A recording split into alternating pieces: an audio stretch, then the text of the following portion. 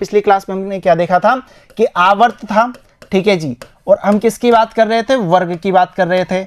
आवर्त में सर बाएं से दाएं यदि मैं जाता हूं, यानी कि लेफ्ट टू राइट यदि मैं जा रहा हूं, तो यहां पे क्या होता है, यहां पे भाई आकार जो होता है, यानी कि जो साइज होता है, आकार या फिर साइज, इसमें क्या होती है, तो आप बोलेंगे सर यहां पे आवर्त में बाएं से दाएं जाने पे आकार में कमी आती है। क्यों? क्योंकि सर परमाणु त्रिज्या में भी कमी आ रही है, तो आकार तो बढ़ने से रहा, तो परमाणु त्रिज्या में कमी है तो आकार में भी कमी आ गई। अब आकार में यदि यहाँ पे कमी आई है तो जो यहाँ पे परमाणु रहेगा वो क्या होगा, छोटा होगा।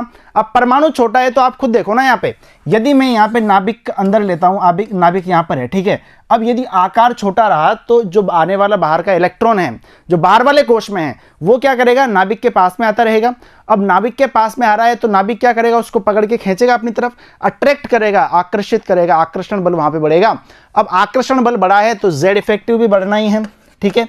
और Z इफेक्टिव बढ़ेगा तो भैया यहाँ पे बात ऐसी है कि जो इलेक्ट्रॉन लब्धि एंथैल्पी, इलेक्ट्रॉन गेन एंथैल्पी है वो कैसे यहाँ पे नहीं बढ़ेगी, वो भी यहाँ पे बढ़ जाएगी, ठीक है। और इसी के विपरीत हमने वर्ग में भी जाना था। वर्ग में सर क्या होता है, यहाँ पे तो आकार कम हो रहा है।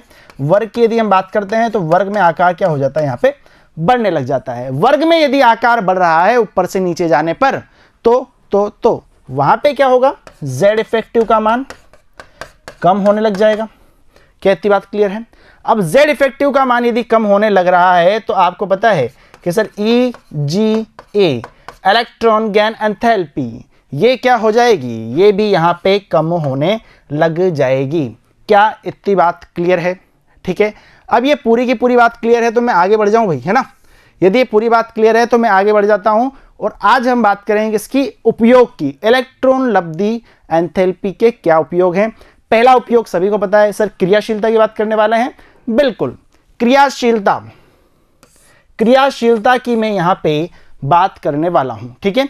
चलो जी, अब यदि मैं क्रियाशीलता की बात करता हूं तो जो क्रियाशीलता रहेगी वो क्या होगी, यहां पे भाई इलेक्ट्रॉन लब्धि एंथैल्पी के क्या होगी, डायरेक्टली प्रोपोर्शनल, यानी कि सीधे समानुपाती होगी, ठीक है। यानी कि जैसे जैसे इलेक्ट्रॉन लब्धि एंथैल्पी बढ़ेगी तो क्रियाशीलता भी क्या होगी, यहाँ पे बढ़ेगी। अच्छा, क्रियाशीलता बढ़ रही है किसके बढ़ने पे, इलेक्ट्रॉन लब्धि एंथैल्पी के बढ़ने पे। अच्छा एक बात बताओ, यदि आवर्त में गए थे और वर्ग में हम गए थे, आवर्त में चल रहे थे तो वहां पे आवर्त में चल रहे थे तो यहाँ पे क्या हो रहा है, बढ़ रहा है, तो और ये यहाँ पे क्या हो रहा है, कम हो रहा है। तो इसका मतलब क्या हो गया कि सर क्रियाशीलता आवर्त में बढ़ती है। तो यही बात हमने पहले जितने भी गुणधर्म पढ़े थे वहां पे भी ये बात सत्य साबित हो रही थी कि जैसे जैसे हम यहाँ पे चलते जा रहे हैं वैसे वैसे क्रियाशीलता भी यहाँ पे बढ़ती जा रही है। ठीक है, बात पक्की बात है। बढ़ जाऊं आगे। अच्छा जी, अब यदि आप यहाँ पे देखते हैं तो क्या लिखा हुआ है, जिस तत्व के इलेक्ट्रॉन लब्धि एंथैल्पी अधिक होगी उसमें इलेक्ट्रॉन ग्रहण करके ऋणायन बनाने की प्रवृत्ति अधिक होगी। ये 2 क्लास पहले ही हमने जान लिया था, ठीक है। क्यों? क्योंकि सर इलेक्ट्रॉन लब्धि एंथैल्पी आपने बताया था, इलेक्ट्रॉन को ग्रहण किया था। अब जो इलेक्ट्रॉन को ग्रहण करेगा उसके ऊपर लोन हो जाएगा, यानी कि उसने ऋण लिया हुआ है। इस प्रकार से वो क्या होगा, धनायन ना होकर क्या बनेगा, ऋणायन बनेगा। ठीक है, बढ़े आगे। तो कृषि क्रिया, और यदि हम बात करते हैं यहाँ पे सर आवर्त में चल रहा है, बढ़ता जा रहा है, बढ़ती जा रही है, बढ़ती जा रही है, क्रियाशीलता बढ़ती जा रही है, और जो सबसे लास्ट वाला जो यहाँ पे वर्ग रहेगा उसमें क्या हो जाएगी, उसमें सर क्रियाशीलता सबसे अधिक यहाँ पे होनी चाहिए। ठीक है, यानी कि आवर्त के अंतिम सदस्यों की क्रियाशीलता अधिकतम होती है, सबसे ज्यादा होती है। अब ये क्यों, कारण पूछ लिया जाए तो कारण तो आपको पता ही है कि इलेक्ट्रॉन लब्धि एंथैल्पी का मान अधिक होता है, इसलिए। क्लियर है भाई?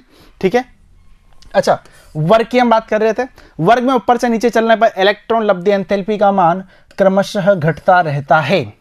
क्यों सर?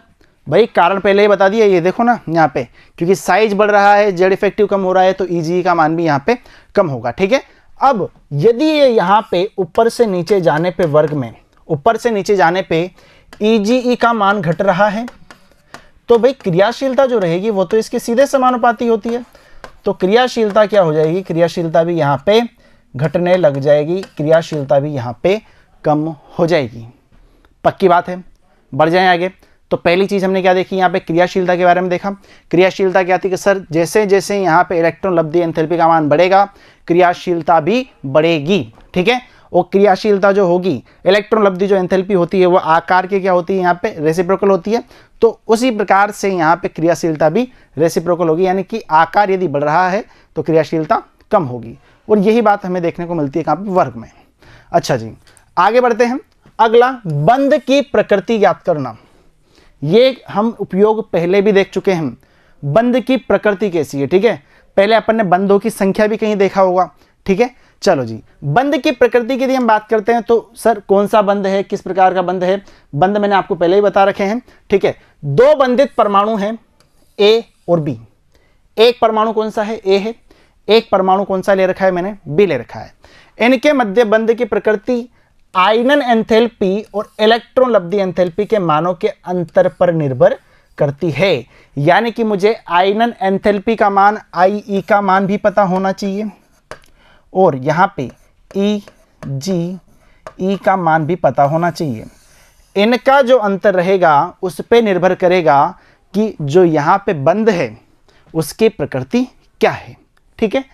अब यहां पे एक एक पॉइंट, सर यहां पे जो अंतर है, ठीक है, कम भी हो सकता है, ज्यादा भी हो सकता है। तो किस प्रकार से यहां पे डिसाइड करेंगे हम, तो देखिएगा पहला पॉइंट, यदि आयनन एंथैल्पी और इलेक्ट्रॉन लब्धि एंथैल्पी का अंतर क्या हो भाई, बहुत ही कम हो, यानी कि बिल्कुल नगण्य हम बोल सकते हैं, बहुत ही कम यदि इनका अंतर रहेगा तो जो होने वाला बंध है वो क्या होगा, आयनिक होगा। यदि फिर से देख लीजिएगा, जो बंध की प्रकृति होगी वो किस पे डिपेंड करेगी, आप बोलेंगे सर आयनन एंथैल्पी और इलेक्ट्रॉन लब्धि एंथैल्पी के अंतर पे।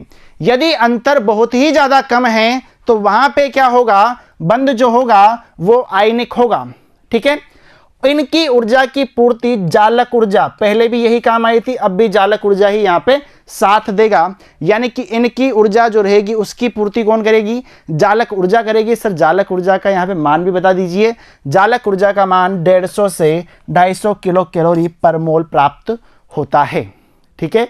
आपसे एक नंबर का क्वेश्चन एग्जाम में पूछा जा सकता है कि बंध की प्रकृति याद हम जब करते हैं उपयोग में, इलेक्ट्रॉन लब्धि के उपयोग में, तो वहां पे जो एंथैल्पी का जो परिवर्तन होता है, यानी कि जो एंथैल्पी, ये वाली एंथैल्पी और इलेक्ट्रॉन लब्धि एंथैल्पी, ठीक है, इनके मध्य अंतर क्या होगा, बहुत ही कम होगा। लेकिन इसकी ऊर्जा की पूर्ति कौन करेगा, तो जालक ऊर्जा करेगी। और उसका जो यहाँ पे जो रेंज है, जो परास है, वो क्या होती है, 150 से 250 किलो कैलोरी पर मोल। यानी कि एक मोल में 150 से 250 किलो कैलोरी। क्या फंडा पूरा क्लियर है, बढ़े आगे। अच्छा जी सर, दूसरी हम बात कर रहे हैं यहां पे, यदि आयरन एंथैल्पी और इलेक्ट्रॉन लब्धि एंथैल्पी का अंतर बहुत ही ज्यादा हो, यानी कि अब अंतर भाई ज्यादा हो रहा है। अब अंतर यदि ज्यादा है, जब कम था तो यहां पे आयनिक था, और जब ज्यादा है तो ध्यान रखिएगा शुद्ध सहसंयोजक बंध यहां पे बनता है, क्योंकि इतनी अधिक ऊर्जा जालक ऊर्जा से हमें प्राप्त नहीं हो पाती है, क्योंकि यहां पे क्या हो रहा है, इसलिए यहां पे क्या हो रहा है, शुद्ध सहसंयोजक बंध बन रहा है। क्योंकि जालक ऊर्जा कितनी ऊर्जा दे देगा, 150, 250, 300, 400, लेकिन इतनी ज्यादा नहीं देगा कि इसकी पूर्ति कर दे। इसलिए यहां पे कौन सा बंध बनता है, शुद्ध सहसंयोजक बंध यहां पे बनता है। क्लियर है बात, ठीक है।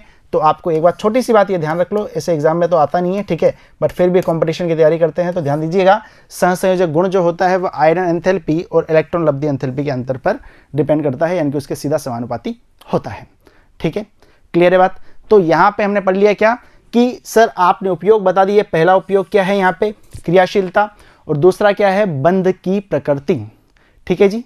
तो ये थे क्या यहाँ पे इलेक्ट्रॉन लब्धि एंथैल्पी का उपयोग, ठीक है जी। तो मिलते हैं अगली वीडियो में, धन्यवाद।